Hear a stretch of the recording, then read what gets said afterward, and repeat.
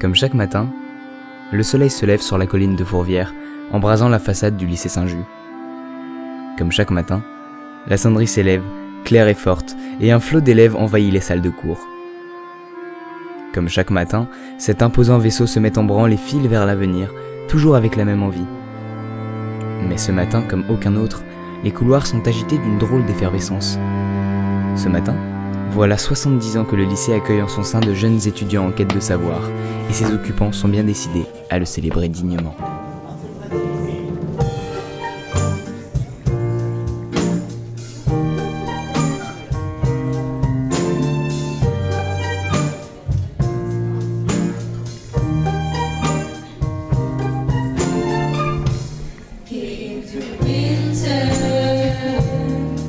Nous trouvons actuellement dans la salle 13, donc où se trouvent les différentes expositions, comme vous pouvez le constater. Donc j'ai aidé mes collègues en activité à sortir tout ce qui était dans nos placards, collections anciennes, parce qu'on a des appareils qui sont de véritables collections de musées.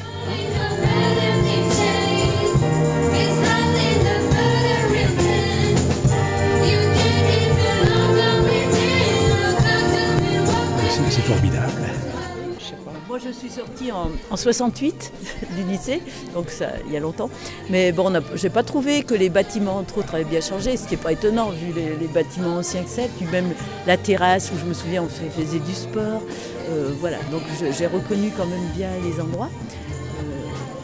Bon, sinon, l'internat, moi j'ai connu les anciennes chambres, ce style-là. Ça remémore, Voilà, ça vraiment nous- beaucoup de souvenirs, ça rappelle beaucoup de souvenirs.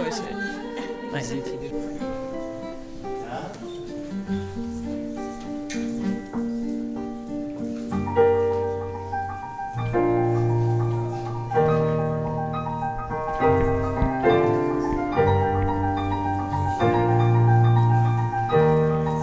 C'est notre classe là.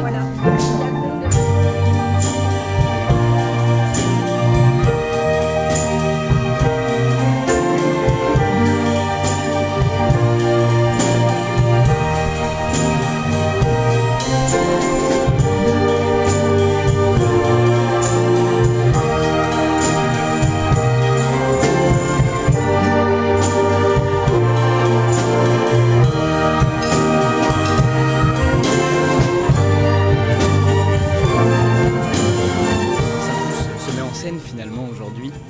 C'est une excellente remarque. Effectivement, c'est l'idée de montrer au cours d'une journée tous les potentiels de Saint-Just.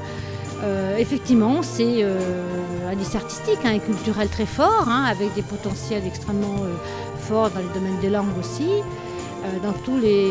Aussi dans le domaine scientifique. Je ne sais pas si vous avez eu l'occasion de visiter l'expo scientifique. Et c'est un spectacle, on va dire, au sens noble du terme. Voilà.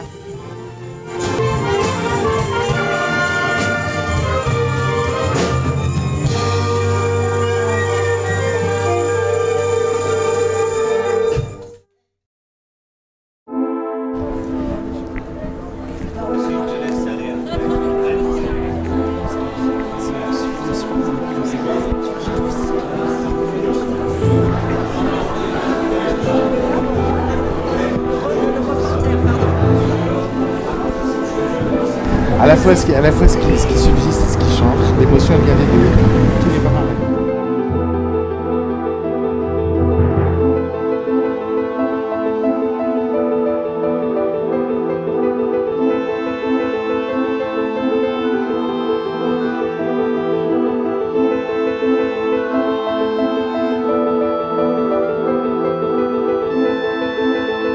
devient propriété de la ville, donc il devient la caisse des dépôts et des consignations.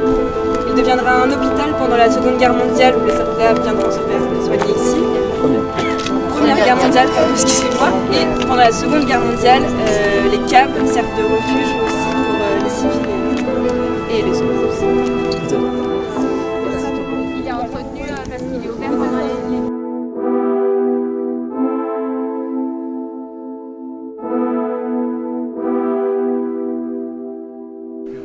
C'est toujours très émouvant de revenir dans cet établissement parce que d'abord j'y ai vécu de belles années avec les élèves, avec les personnels, que c'est un établissement où il y a du dynamisme, où il y a un appétit de culture, où il y a une curiosité, toutes choses qui sont à mes yeux importantes. Très sincèrement, ce lycée m'a apporté beaucoup parce que j'y ai été de la 4e à la terminale. Et c'est là que j'ai compris ce qu'était mon avenir. Parce qu'en fait, j'ai eu des professeurs extraordinaires qui m'ont diagnostiqué écrivain. En fait, mes professeurs de lettres ont compris que j'étais écrivain avant moi. Et ils m'ont communiqué cette information. Moi, évidemment, à l'époque, je voulais tout faire, pas seulement écrivain, musicien, cinéaste. Finalement, j'ai fait tout ça après. J'ai vraiment eu l'attention de mes professeurs qui m'a permis de voir quelles étaient mes qualités. Et puis, c'est aussi ici, sur les tables du réfectoire, qui servaient de scène 2 fois par an, que j'ai fait jouer ma première pièce.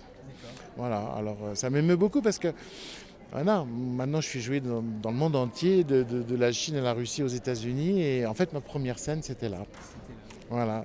Et ça avait été un grand moment pour moi, et dans le microcosme du lycée, ça avait été un succès dans le microcosme du lycée, mais c'était important de commencer par un succès, ça m'a encouragé. Je pense qu'il est important d'avoir des réunions comme celle-là, où on célèbre le passé, mais où, je l'espère, on prépare l'avenir également. Donc c'est un lycée, évidemment, qui est plein d'histoire, qui a vécu des périodes différentes de sa vie, depuis le séminaire Saint-Irénée jusqu'au lycée d'aujourd'hui. Donc lorsque l'on parcourt des bâtiments comme ceux-ci, on lit Lyon comme un livre d'histoire. En plus, on savait bâtir, parce que c'est un des plus beaux bâtiments de la ville. Lorsque l'on est à Lyon et que l'on regarde la colline, je crois que c'est un des bâtiments les plus purs de Lyon, à l'architecture la plus aboutie, avec en plus nous avions voulu mettre cette petite lumière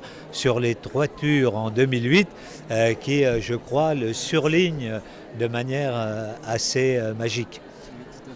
C'est un des plus grands lycées de Lyon. Maintenant, il n'y a plus le lycée Jean Moulin, donc Saint-Just a regroupé les classes de lycée de Jean Moulin. Et c'est vraiment une des institutions en termes d'enseignement de la ville de Lyon. Et en plus, c'est un bâtiment remarquable qu'on peut voir de très loin. Et quand on est dans le centre-ville de Lyon, on peut voir, c'est un des plus beaux bâtiments, tout particulièrement de nuit, moi je trouve. C'est avec l'éclairage qui a été fait il y a 8 ans à peu près. Ça donne vraiment, je trouve, une ambiance un petit peu comme un vieux manoir. On pourrait imaginer Harry Potter. Enfin, et voilà. Et beaucoup de gens s'interrogent des fois quand ils ne sont pas de Lyon, mais quel est ce beau bâtiment que vous avez ici? Alors on leur explique que c'est un lycée. Et voilà.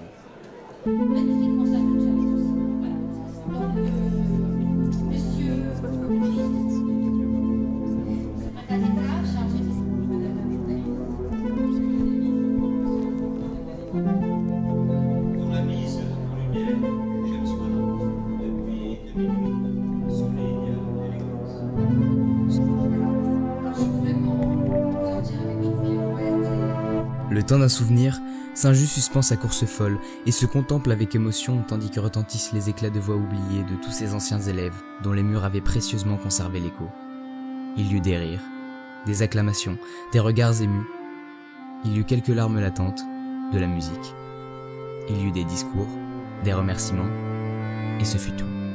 Le temps d'un héritage à transmettre et l'avenir nous rappelle déjà. Bon anniversaire Saint-Just et bonne route.